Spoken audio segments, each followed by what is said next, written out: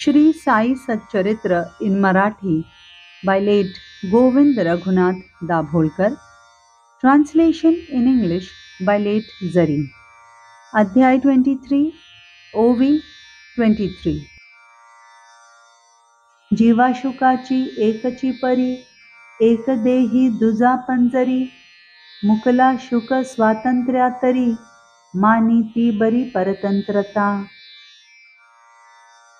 The Atma of a human being and the parrot have the same thing in common. One is bound in the body, while the other is imprisoned in a cage. Though the parrot has lost its freedom, he is quite happy in captivity. कूपमंडूक सम हा शुक, पंजरी त्याचे सर्व सुख, जाणे न स्वातंत्र्याचे कौतुक, जीव ही कामुक तैसाच. The parrot is like a frog in a well. Its happiness is within the cage. A man caught in the web of desires is like this parrot who has forgotten the wonders of freedom.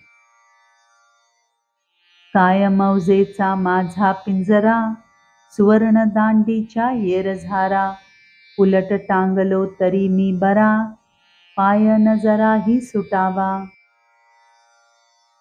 How beautiful is my cage and the golden bar for swinging in it.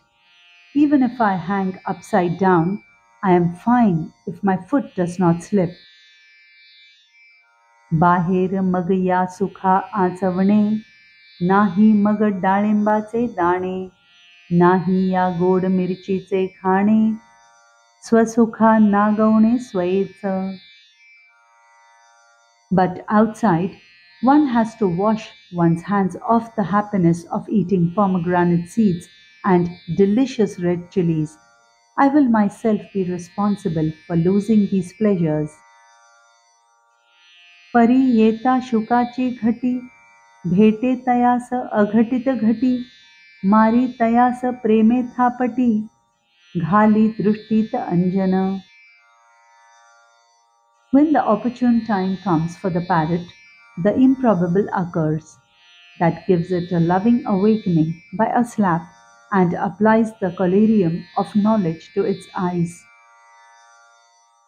त्या थापटीच्या शक्तिपाते, निसटला उघडली नेत्रपाते, विहरू लागला पक्षवाते, कोण मग त्याते आवरी. The awakening by the Shaktipat causes the eyes to open and it gets out of the cage.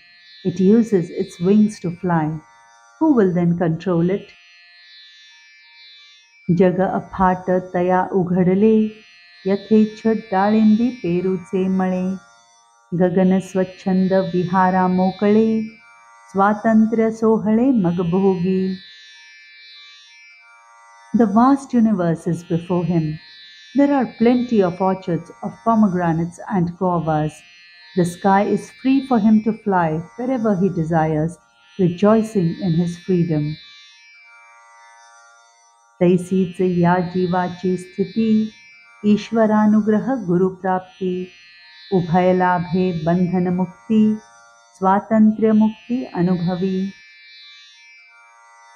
Similar is the state of this Atma. When he gets God's grace and a Guru, with the help of both, he gets a release and experiences the joys of freedom.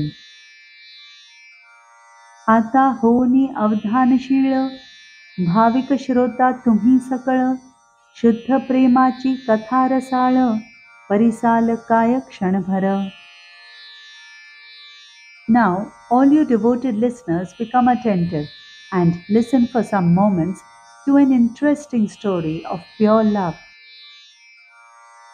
गताध्यायी चमत्कार, देवनी श्यामा बरोबर, चिथळीचिया दौऱ्यावर, बाबा मिरीकर पाठवीत.